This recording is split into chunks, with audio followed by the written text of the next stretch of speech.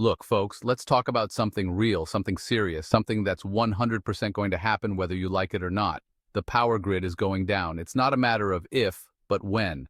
Our entire modern society is built on this fragile infrastructure, and it's only a matter of time before it fails us. This isn't some conspiracy theory, this isn't clickbait, this is a straight-up fact. The signs are all around us.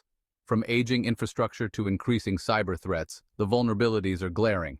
Experts have been warning us for years, but most people choose to ignore the warnings. EMP, cyber attack, solar flare, who knows what's going to trigger it, but it's coming. Each of these threats has the potential to bring our grid to its knees.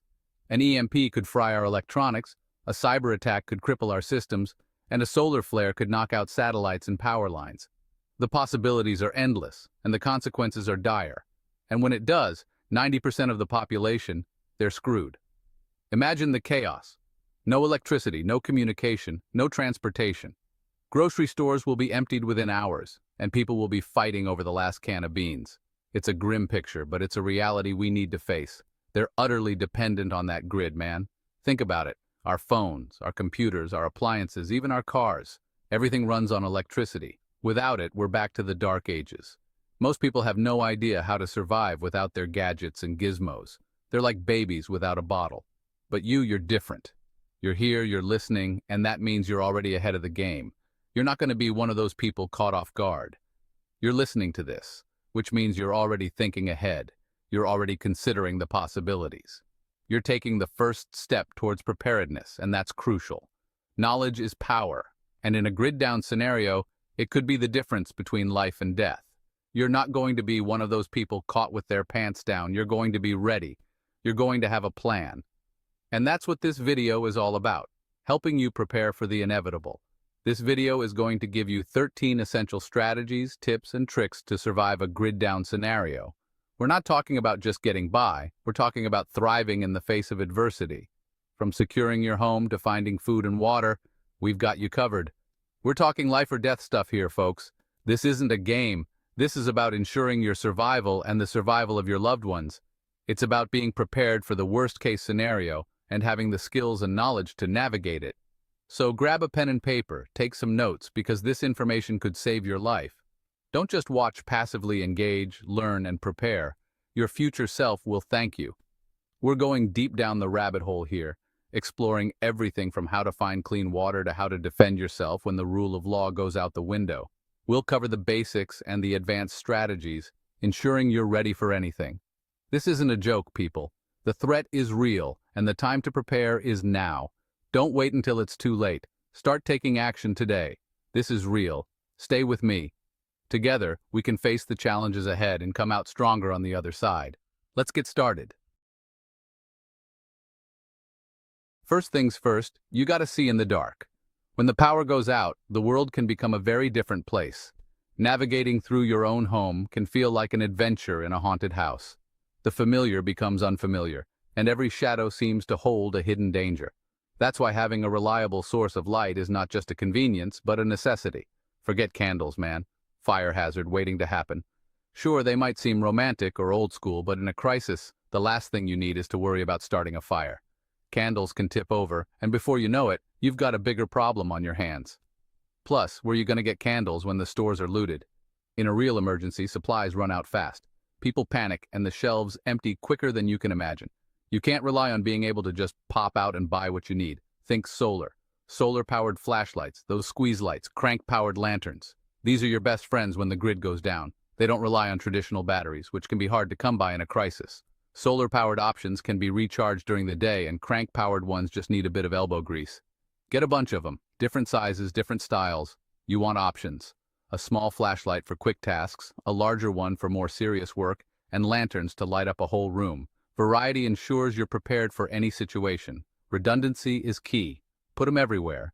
In your car, in your bug-out bag, next to your bed.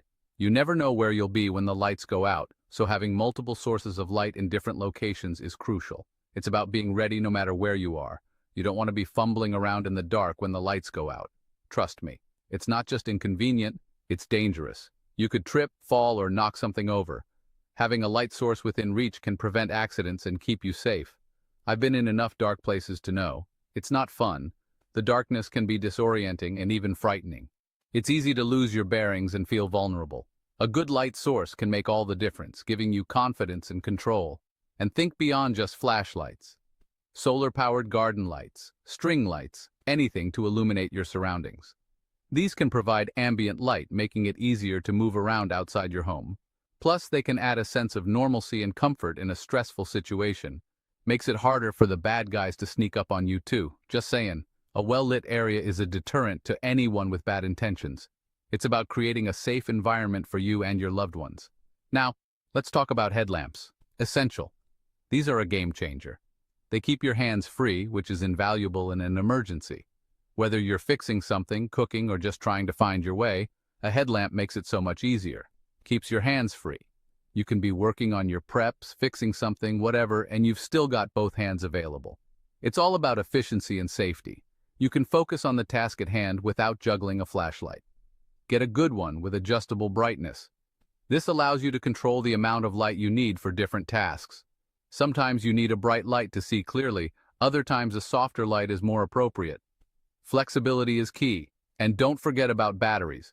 Rechargeable batteries are your best bet, but have some regular ones as backup. Rechargeables can save you money and hassle in the long run, but having a stash of regular batteries ensures you're never left in the dark. You never know. This is about being prepared for anything, folks. Anything. Emergencies don't come with a warning, and being prepared can make all the difference. It's about peace of mind, knowing you've done everything you can to protect yourself and your loved ones. All right, next up, temperature control. It's something we often take for granted, but it's crucial for our comfort and survival. Depending on where you live, this could be a big deal. In some places, the temperature can swing dramatically between seasons, making it essential to have a plan for both extremes. Winter comes, you gotta stay warm. This means having reliable heating sources. Traditional methods like wood stoves and fireplaces can be lifesavers. Summer comes, you gotta stay cool. High temperatures can be just as dangerous as the cold, so having ways to cool down is equally important. No power, no HVAC. What do? Power outages can happen anytime, leaving you without your primary heating or cooling systems. Wood stoves, fireplaces, those are good options for heating. They don't rely on electricity and can provide consistent warmth. But you gotta have a source of wood, and you gotta know how to use them safely. Chopping wood and handling firewood requires skill and caution. Don't want to burn your house down. Always have fire safety equipment on hand and know how to use it. Solar generators can power smaller space heaters too. They're a great backup option, especially if you live in a sunny area. For cooling, portable AC units, evaporative coolers, solar-powered fans. These devices can make a big difference in keeping your home comfortable. Again, redundancy. Have multiple options. Don't rely on just one method. Having backups ensures you're prepared for any situation. And think about passive cooling techniques too. Simple actions like opening windows at night or using shades can help regulate indoor temperatures. Shade, ventilation, that kind of thing. Insulation is key too. Proper insulation keeps your home warm in the winter and cool in the summer. Keeps the heat in during the winter, keeps it out during the summer. It's a simple concept, but it can significantly impact your energy efficiency. Simple stuff, but it makes a big difference. Sealing windows and doors can prevent drafts and maintain a stable indoor temperature. And think about your clothing. Layers are your friend. Dressing in layers allows you to adjust your body temperature easily. Wool, down, those are good natural insulators. These materials trap heat effectively, keeping you warm even in the coldest conditions. Stay warm, stay cool, stay alive. That's the motto. Whether it's through technology or simple techniques, being prepared for temperature extremes is essential for your well-being. Cooking up a storm without power. Now let's talk about food. You gotta eat. No power, no microwave, no oven. What do? Propane grills, camping stoves, those are good options. But propane doesn't last forever. Wood stoves, again, versatile. Can cook on those too. Solar cookers, those are interesting. Slow, but they work. And don't forget about manual kitchen tools. Can openers, hand crank grain mills, stuff like that. Learn some basic cooking techniques that don't require electricity. Open fire cooking, Dutch oven cooking, that kind of thing. It's a skill, man. A valuable skill. And think about your food storage. Canned goods, dried foods, stuff that doesn't require refrigeration. We'll talk more about that in the next chapter. But for now, just remember, you gotta be able to cook. It's a fundamental human need. Figure it out. So there you have it, folks. 13 essential tips for surviving a grid-down scenario. It's a lot to take in, I know. But it's important stuff, life or death stuff. What would I add? Maybe some more advanced stuff like ham radio communication, building a Faraday cage, that kind of thing. I've been messing around with aquaponics lately too. Growing your own food, that's a game changer. I've been stocking up on long-term food storage, medical supplies, water purification tablets, the basics, but it's an ongoing process, man. Always learning, always prepping. It's a mindset.